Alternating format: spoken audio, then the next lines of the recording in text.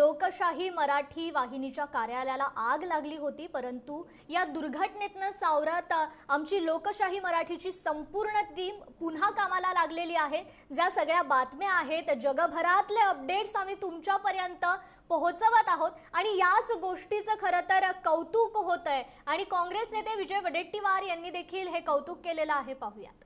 हो, काय सांगाल, लोकशाहीच्या ऑफिसला परवा आगीची घटना घडली। मतदानाच्या अगदी एक दिवसा अगोदर ही घटना घडल्यानंतर सुद्धा काल दिवसभर बातम्या अभिनेत लोकशाही टीव्ही जे आहे ते प्रेक्षकांना नाही, लोकशाही चॅनलचं खरं म्हणजे अभिनंदन केलं पाहिजे की एवढ्या प्रचंड आगीमुळे झालेलं नुकसान असताना सुद्धा, संपूर्ण आगीमध्ये कार्यालय राग झालेलं असताना सुद्धा त्वरित तात्पुरती व्यवस्था करून पुन्हा जनतेच्या सेवेमध्ये आणि बातम्याच्या रूपामध्ये लोकांपर्यंत पोहोचण्याचं काम केलं आणि लोकांचे प्रश्न मांडण्याचं काम तातडीनं केलं आहे। खरंच हे फारच अभिनंदन आहे।